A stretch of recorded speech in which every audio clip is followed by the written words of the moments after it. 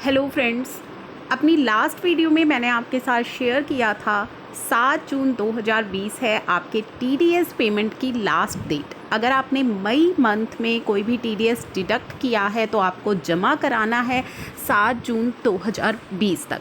अगर आप उसके बाद टीडीएस जमा कराते हैं, अगर आपने 7 तारीख तक अपना टीडीएस जमा नहीं कराया है और उसके बाद अगर आप अपना टीडीएस डिपॉजिट कराएंगे तो आपको कितना इंटरेस्ट उस पर पे करना होगा, ये सब मैं आपके साथ इस वीडियो में करूंगी डिस्कस। साथ ही साथ बताऊंगी कोविड-19 की वजह से अगर कोई रिलीफ इसमें दिया गया है तो वो क्या है।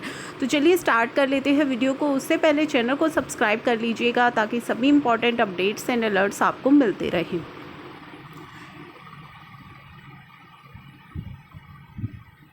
तो दोस्तों, अगर आप अपनी लेट पेमेंट करते हैं 30 अप्रैल के बाद, ऐसा मैं क्यों कह रही हूँ, क्योंकि गवर्नमेंट एक ऑर्डिनेंस जो आया था 2020 ऑर्डिनेंस 2020, उसमें कहा गया था कि जो भी आपके कंप्लेंसेस हैं फॉल कर रहे हैं 20 मार्च से 29 जून के बीच, उन सभी की डेट को एक्सटेंड कर दिया गया है 30 जून 2020 तक। जैसा कि आपकी टीडीएस रिटर्न की डेट जो है वो एक्सटेंड हो गई है, लेकिन उसमें इम्पोर्टेंट एक नोट दिया गया था कि ये जो एक्सटेंशन है ये आपकी पेमेंट ऑफ टैक्स के लिए एप्लीकेबल नहीं है।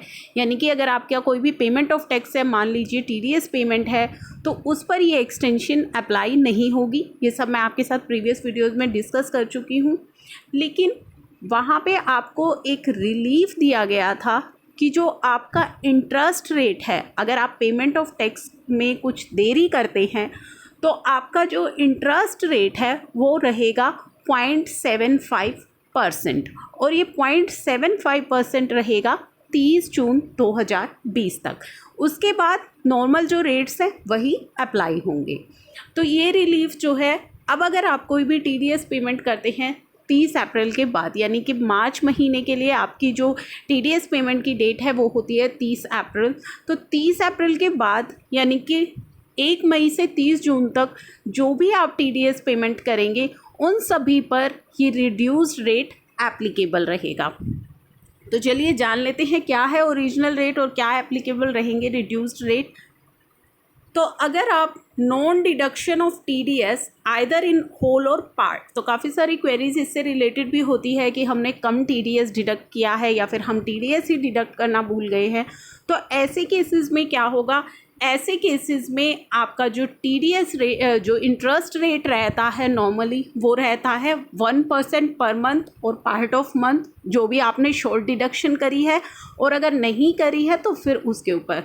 तो ये रेट भी रिड्यूस किया गया है 0.75% पर मंथ। यहाँ भी आपका रिड्यूस रेट एप्लीकेबल रहेगा, लेकिन आपको ध्यान रखना है ये 0.75% का जो रेट है ये केवल और केवल 30 जून तक के लिए ही है। उसके बाद जो 1% नॉर्मली चार्ज किया जाता है वही एप्लीकेबल रहेगा। अब बात आती है कि आपने टीडीएस तो डिडक्ट कर लिया है लेकिन आपने जमा नहीं कराया, जैसे कि 7 तारीख तक आपने जमा कराना था, आपने नहीं कराया। Non payment of TDS after deduction either in whole or part, या तो पूरा नहीं कराया या फिर कुछ आपने करा दिया कुछ नहीं कराया, तो ऐसे केस में 1.5% पर मंथ रहता है आपका इंटरेस्ट रेट। आपके ऊपर जो इंटरेस्ट लगता है ये इंटरेस्ट रेट भी 0.75% जो है लगेगा 30 जून 2020 तक। उसके बाद यानी कि 30 जून के बाद कोई भी अगर आप शॉर्ट पेमेंट करते हैं या नॉन पेमेंट करते हैं तो आपका 1.5% रेट ऑफ इंटरेस्ट एप्लीकेबल रहेगा। तो ये था इम्पॉर्टेंट सी इन्फॉर्मेशन जो मैंने आपके साथ की है इस वीडियो के अंदर शेयर। आई होप ये आपके लिए है useful. Thank you for watching.